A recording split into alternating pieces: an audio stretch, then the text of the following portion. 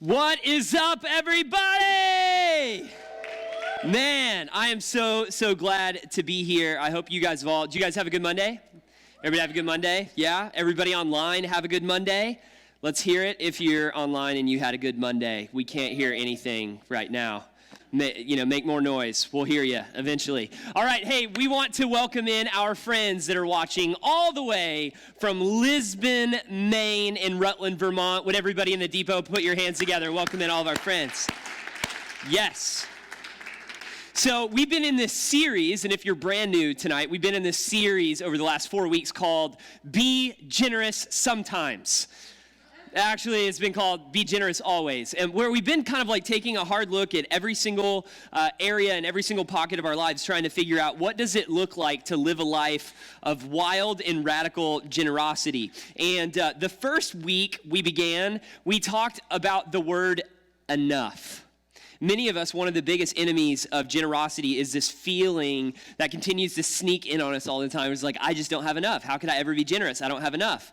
I'm always like short. There's always moments of the month where I feel like I have enough, and that's like one day, and then I feel like my money grows wings and flies off. And, we talked about how God has always promised that he would provide his children, his kids, his community, the kingdom with enough. Like all you have is all you need, and that's beautiful. The second week we talked about ownership, that like everything that we have could have us if we get the ownership thing wrong. Like if we don't know that like everything that we have has actually been given to us generously by God, for God to advance God's kingdom. And last week we talked about this huge D word that we don't really hear a lot about, like outside of the walls of church. And many of you who didn't grow up in church, you're like, yep, I never really heard this word. It is the word devotion, which basically means like I'm continuously diligent, I'm focused.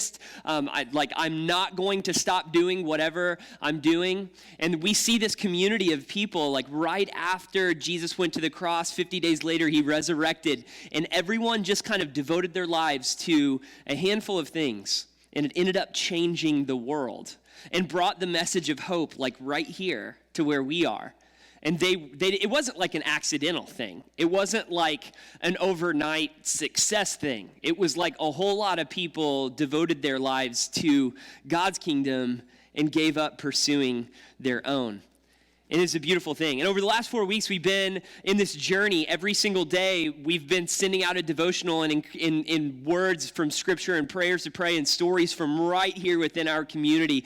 If you've been getting those and if you've been loving those, I have a surprise for you. Maybe it's not a surprise for those of you who are connected.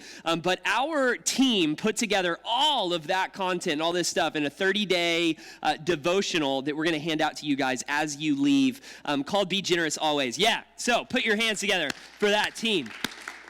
I'm so grateful to get to be a part of this team. And it all started with this crazy prayer. It all started, a lot of you hear this, and those of you who are watching online, you just don't know, like what is the deal with the 603 thing? We live, like the whole entire state, like 1.3 million people call the 603 home, which is the state of New Hampshire. If you're not living in the state of New Hampshire, we still love you, okay? But we set our alarms to go off every day at 6:03 a.m. and p.m., and we pray this prayer.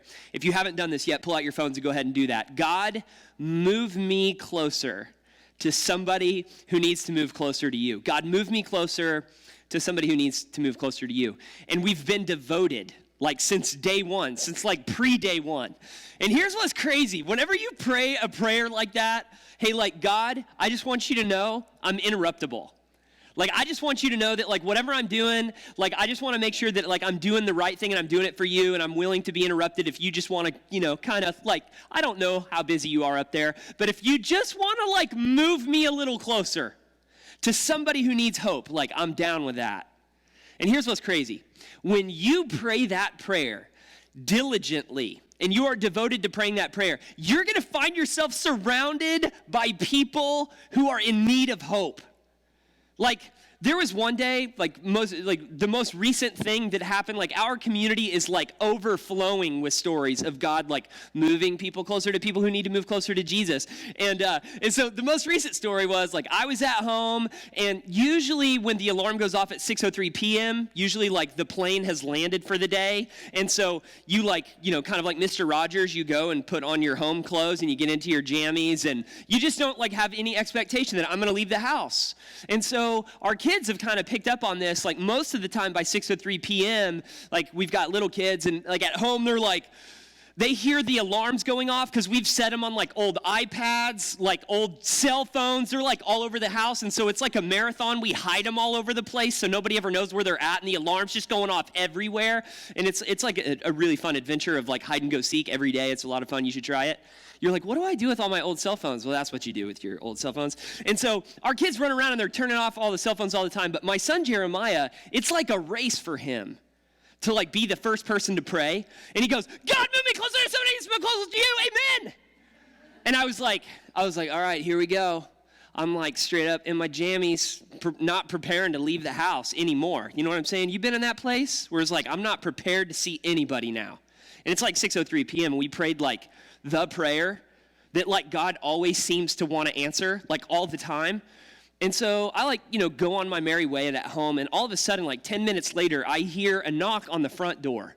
And those of you who are really close to me and know this, nobody enters my house through the front door.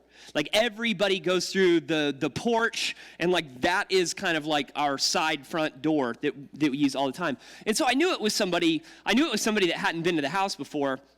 And so I'm I'm kind of here we go. And so, and my son Jeremiah is walking by, and I was you do know that this is your fault, dude. You prayed the prayer. And so I get up and I go outside and I look and I see the Domino's pizza delivery car in the driveway. And I was inside preparing dinner. It was not us. And, I should have known this happens regularly. And so I go outside, and it was a delivery driver, and I knew who the delivery driver was. And the delivery driver looked at me and was oh, you guys live here? And I was like, yeah, we live here. He's well, you ordered a pizza. Here you go. And it's getting ready to put it in my hands. And I was wait. This isn't I didn't order this pizza. And he was well, your address isn't. And I was no, that's them across the way. And they're oh, okay. And we had a brief, conversation because the pizza was still hot, and we wanted to, our neighbors to get the hot pizza. And so later on, it just kind of dawned on me. And come on, I'm gonna get really real right now. There was a time in my life where I would have took the pizza. You know what I'm saying? It was paid for. It was completely paid for, and it was somebody who knew me and would have been whatever. But it's something in me along the way, whenever Jesus completely transformed my life, something switched. Something happened. Because I kind of grew up in this family where it was everything I have is mine, and I'm never going to ever do anything for anybody, because here's what's going to happen. This was the way they see, this was the way that my family sees. It's if I do anything generous for anybody, or I accept generosity on somebody else's behalf, it's just going to get held over my head one day. And whenever I fell in love with Jesus, it completely changed everything. It changed the way that I see. One of the most favorite things that I've read as we prepared for this series are some words straight from the journal of somebody who was kind of in this place where they were wanting to see the world differently. And it was a guy named David, and here's what he had to say. We're going to put it up here on the screen. He wrote, I waited patiently for the Lord. He turned to me and he heard my cry. He lifted me out of the slimy pit, out of the mud and mire. He set my feet on a rock, and he gave me a firm place to stand. He put a new song in my mouth. He put a hymn of praise to our God. Many will see and fear the Lord and put their trust in him. I want to go back to the beginning. Some of you are in this place tonight, and some of you are watching online, and you're God, are you still there? I'm waiting. I don't know what you're waiting for, but you're not the only one waiting. And you're a part of a community that refuses to allow one another to wait alone, to wait in isolation, to wait and hide in suffering. Like David is saying, listen, like I have been where you are. I waited, and I was like waiting patiently for the Lord. What I love David didn't say is like while I was waiting for the Lord, I just kind of like ran backwards. I retreated.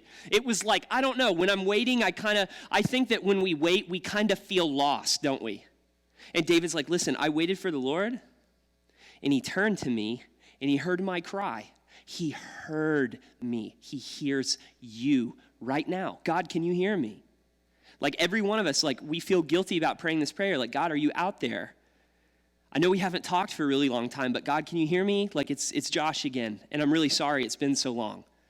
Like, I just need you to hear me. Like that's what God wants to hear from you. He doesn't want to hear like memorized fake prayer. Like he wants to hear like right here from your heart. And this is what happens. Like David's waiting. He like says like, God, here I am. This is like right where I am, and you know where I am. And right in that moment, he lifted him out of the slimy pit, out of the mud and the mire. Hold on just a second.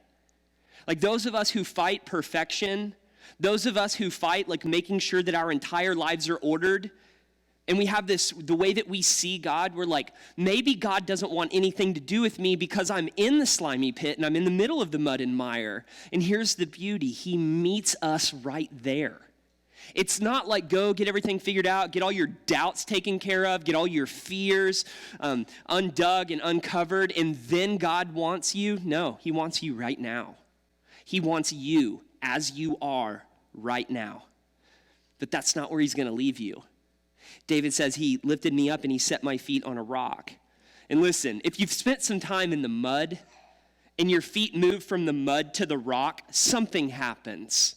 You don't fall so easily, maybe for a little while because you've still got mud on you. But David's like, he set my feet on a rock and he gave me a firm place to stand. And he gave me a new song in my mouth. He did something brand new. And like all of this, like, whoa, the waiting turned into worshiping.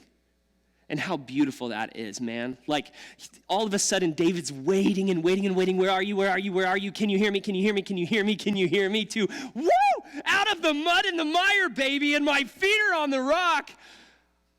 And my waiting turned into worship. And some of you are somewhere in the middle of that. You're not alone. All of a sudden, it's kind of like, and the story's not over. The story's not over. David's like, wait. While I was waiting, like God kept his word and he met me where I was at, and he put a new song in my heart, and then it gets so much better. And wait for it. Many will see and fear the Lord and put their trust in him. This is one of the most haunting words in all of Scripture to me. Like, it happens again. Like Jesus looked at the world a little differently than we look at the world. He didn't look at the world through like scarcity, I'm running out of stuff, or I don't have enough. Like he was like, I know that our Heavenly Father is going to give us everything that we need.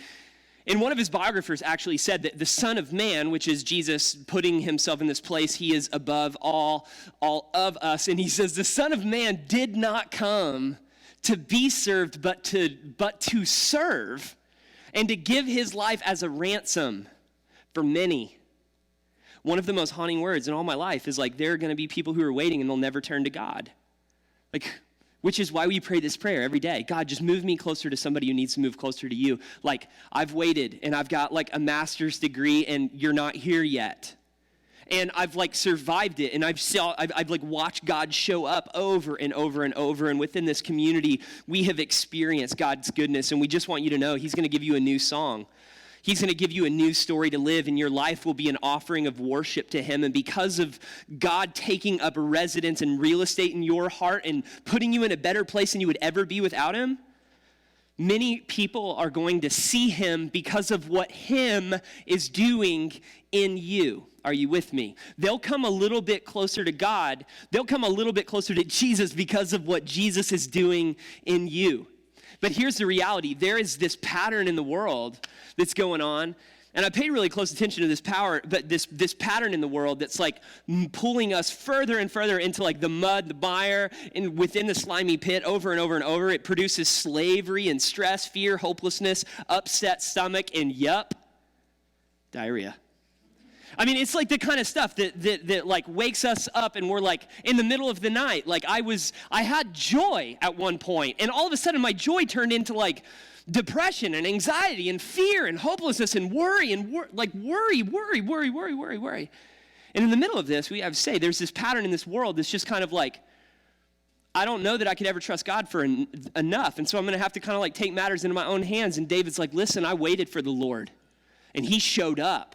And he has continued to show up. And so here's what the pattern is. A guy who understands exactly all of the emotions. A guy who understood every single one of the emotions that you and I feel whenever we're in the mud, we're in the mire, we're in the slimy pit. We're like in the where did everybody go that said they loved me kind of a position. And where are they now? And he wrote this and he said, be really careful which pattern you follow. Check this out. Do not conform to the pattern of this world, but be transformed by the renewing of your mind. Then you will be able to test and approve what God's will is, his good and pleasing and perfect will. His name's Paul, and he goes like this, like, listen, there's a pattern out there, and it's only going to put you back in the pit again. There is a pattern out there that's only going to lead, it's going to like promise you joy and happiness and contentment, and then you're going to end up there, and you're just going to feel more despair, slavery, stress, anxiety, fear, worry, hopelessness, upset stomach, and yep, you already know.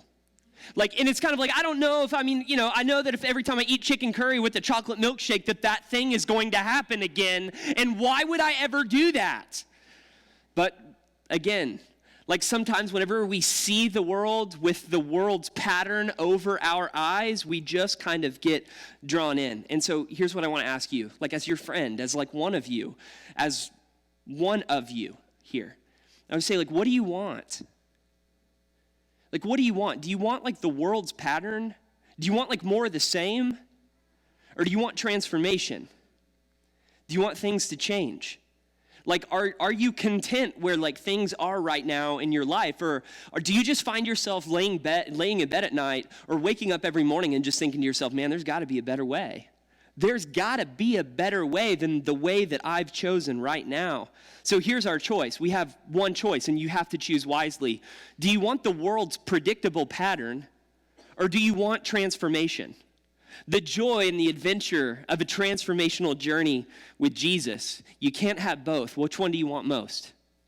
Like the world's pattern or transformation, which one do you want? Like there's like this choose your own adventure, and God gives us freedom. And for some of us, we're like, man, freedom, like the Mel Gibson Braveheart freedom kind of stuff, like paint our faces blue and not wear any underoos and a skirt and run down our streets with like weapons and yell freedom. Like, no, like this is the kind of freedom that is contagious. This is the kind of freedom that will actually transform every part of every one of our relationships. And the first day that I got a front row seat to freedom was the day whenever I was in my early 20s. I was going to eat lunch with my mentor. We were eating at our normal barbecue place. And like, he's like, you got to understand, he's like 6'5", 250. He has the voice of God. And he's always dressing like 3 levels higher than like the modern normal common man. So I might show up in, jeans and a polo shirt. And he's got like a really expensive blazer and pleated khaki pants on and like some of like the most polished shine shoes you've ever seen.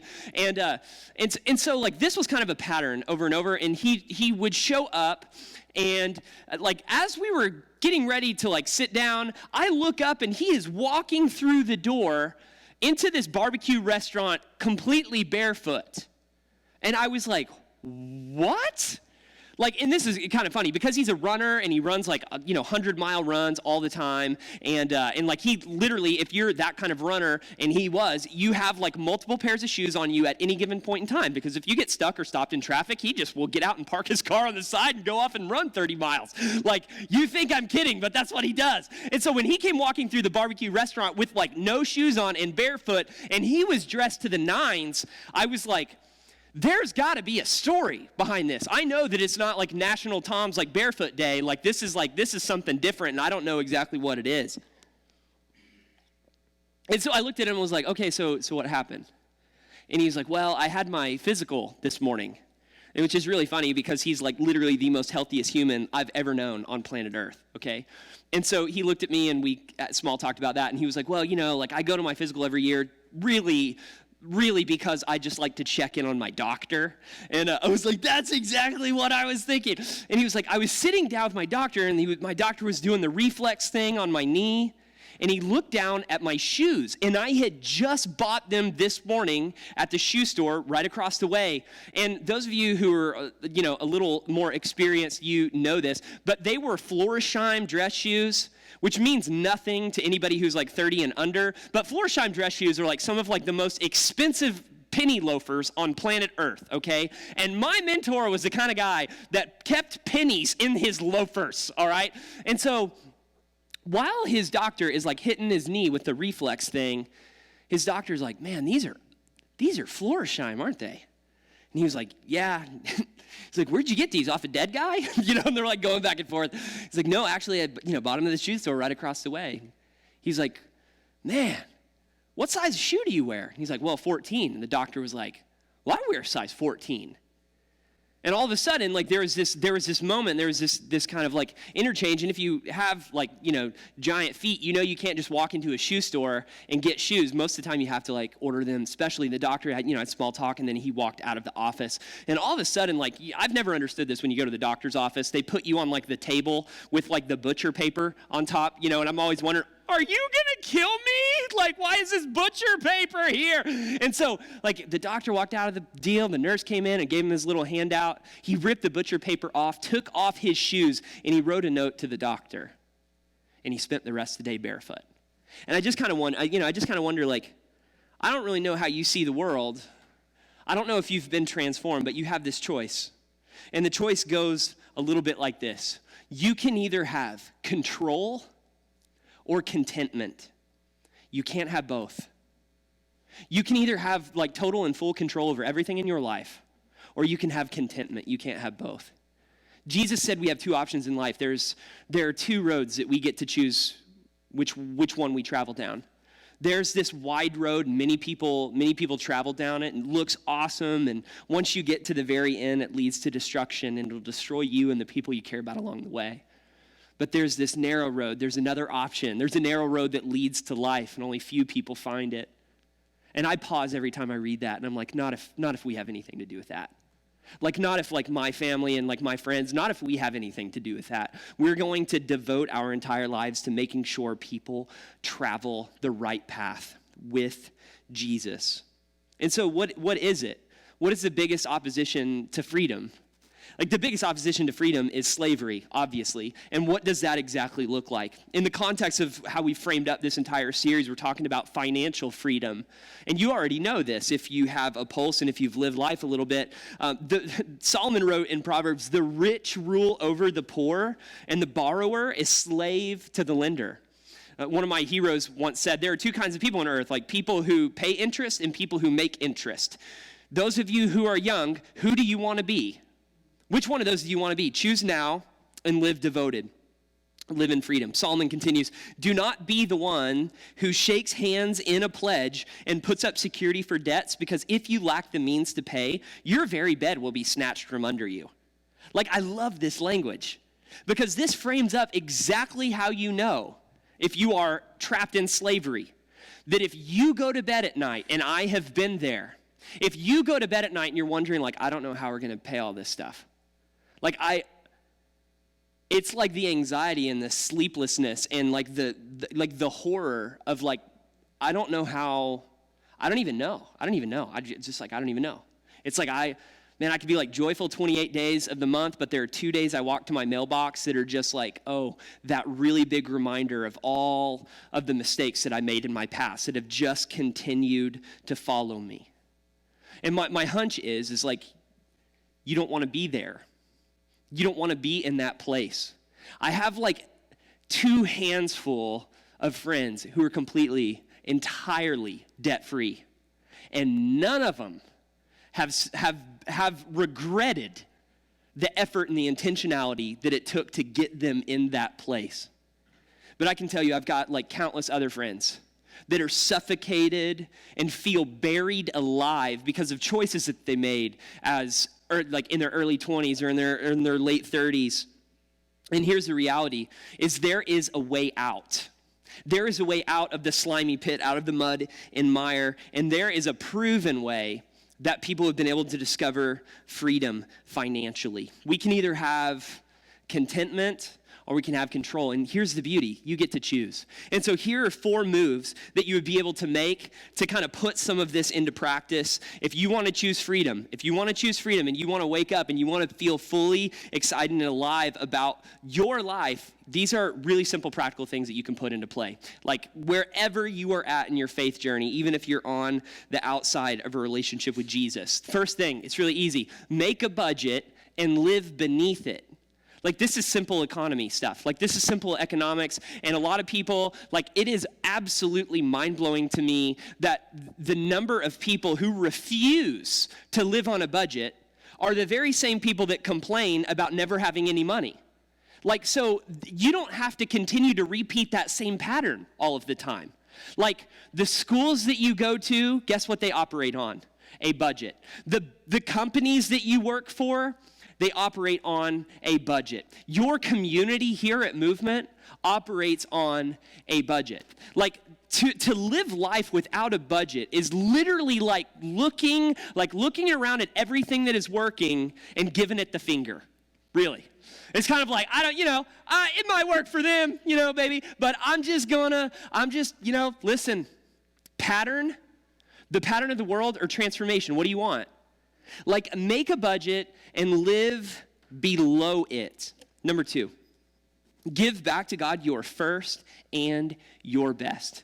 Some of you, have never given back to God. And you're like, I don't even know how to start that journey. And what does that look like? And it starts with just this question. What's the most generous thing that I could do? What is the most generous thing that I could do? And then actually doing it. Like, it's not just kind of like an, oh yeah, one day kind of a thing. And Jesus told this story about two different people last week, and we kind of went into it, and there was this poor widow who hardly had anything. And when she asked, what's the most generous thing that I could do? She acted on it, and we're still talking about it 2,000 years later. Why is that? It's because, money's like a river. It was designed to keep moving, not to, be saved up and stored up and never invested in what is best. Every single one of us see what God is doing all around southern New Hampshire. And here's the beautiful thing. He's inviting you into the story. Give back to God your first and your best. Third move, save up right now. Save up a $1,000 emergency fund right now. Do whatever you have to do to get to that place to save up a $1,000 emergency fund so that you can say sayonara to credit cards. Well, you're like, well, I'm not really going to say sayonara to credit cards because I'm always got to need one, right? Well, who taught you that? People who want to keep you in debt, okay? God's way is hey, listen, there is a way towards freedom. You don't have to go to bed every night wondering if you're ever going to have enough or if somebody's going to come pull your bed out from under you. There's a better way, and it doesn't look like the pattern of this world. It looks entirely different. Number 4. Attack debt. You're like, I just don't know what I'm going to do or how I'm going to be able to pay all of these things. And there's this principle called the debt snowball, and it is phenomenal. You line up all of your debts from smallest to the largest. You pay minimums on everything and begin attacking the smallest debt. Once you begin to attack that debt and that debt is out, you roll over everything that was in the smallest to the next one, and you repeat the pattern. Why? Well, I'm paying a bunch of interest on the higher stuff, and wouldn't it make more sense? You need a fast win. You feel hopeless, and the next move towards freedom is reducing the amount of mail coming into your mailbox every single month so that you can breathe. I want to spend one more minute talking about the make a budget and live below it. I've been carrying around a $5 bill in my wallet for almost 3 years now, and I've refused to spend it. Why? Because I don't know, transferring money is emotional, isn't it? And so I'm always no, I'm not going to spend the $5 bill on the tall boy 16-ounce cherry Coke. I'm just going to swipe my card. That was the pattern of the world. The pattern of the world was man, it's just really not that emotional to swipe my card, right? But like spending that $5 bill, I'm like, no, not worth it, not worth it, not worth it. I mean, the $5 bill was for emergencies. Like, pause with me, hang out with me just for a second. What would you do right now? Let's just dream together.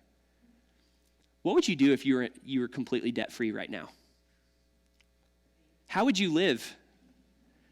Like, how generous would you be? Like, what if that journey started like right here? What if like that beginning of your journey, like the majority of people who have went on this journey, it's like a 7-year journey of like intentional focus for most people. Most people are in a position to be able to get out of debt in 7 years.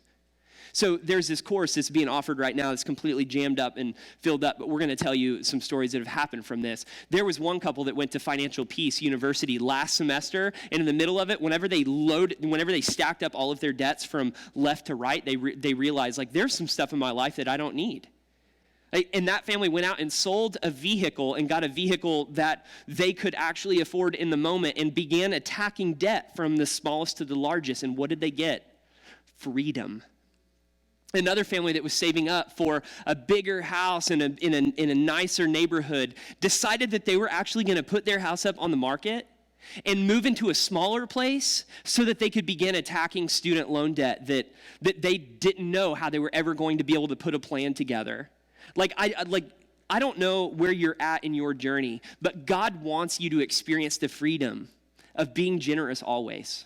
Not like sometimes, not when it's like convenient, not when it's easy, but being generous always. And there are two really practical things that you could do if you're on the outside and you feel like, man, I'm having a hard time with this and I'm really not even there yet. Number one is download the Every Dollar app in the App Store. Totally free. It is the most simple and practical and easy tool to download to put your dollars and load up your dollars and make sure they end up in the right destination. Again, that is called the Every Dollar app. You can literally make a budget totally free within like 10 minutes if you have your income and your and all of your numbers. Secondly, there is a book, and if you travel a lot, the book is called Total Money Makeover. Buy the audio version of the book or rent the book from the library. Do whatever you have to do. If you're here and you're just like, you spend time thinking about that one day when I get all of this taken care of, when I get all of this paid for, when all the debt was gone, what if the beginning of that journey starts right here with you drawing a line in the sand and saying like, nope, I'm not going to repeat that pattern anymore. Because I want to be transformed.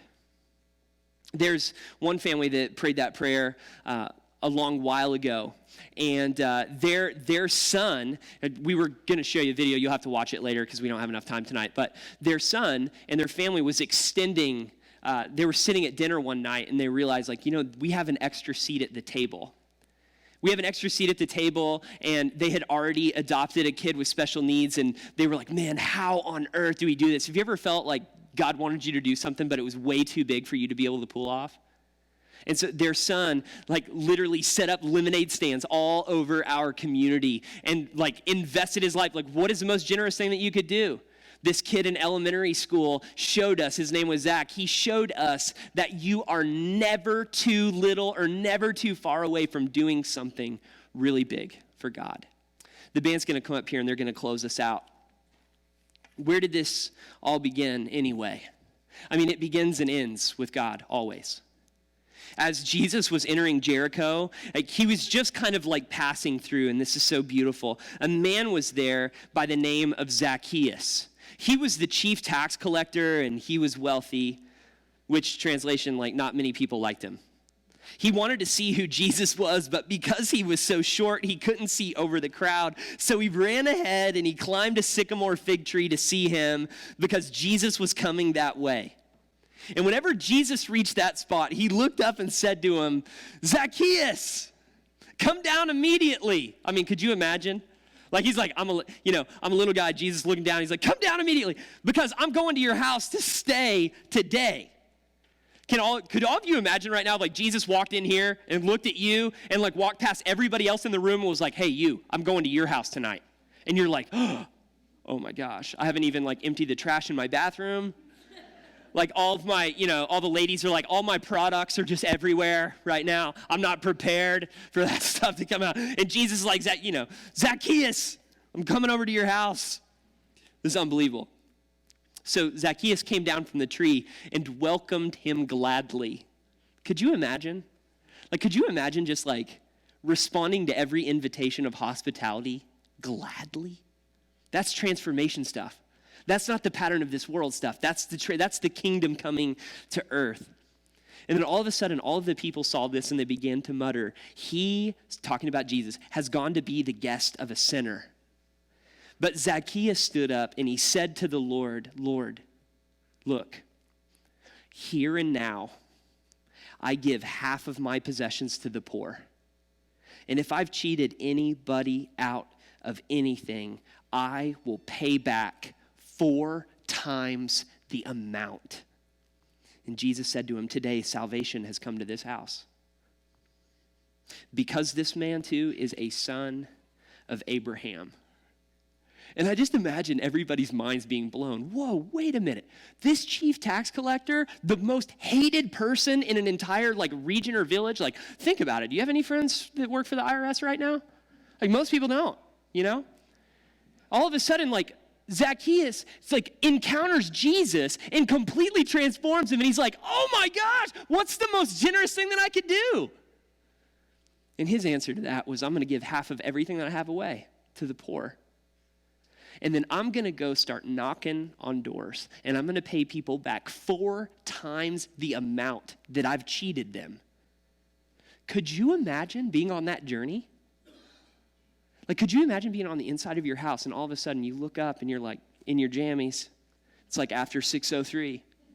And all of a sudden you see this guy dressed up in a suit, and he shows up. And you're like, oh no, he's back. We've got nothing left. And all of a sudden, he opens up his wallet and gives you back 4 times what he had taken from you. What do you call that? Freedom. Now, to him who can do abundantly more than we could ever ask or imagine, be the glory forever and ever and ever. Contentment or control? It's time we let go.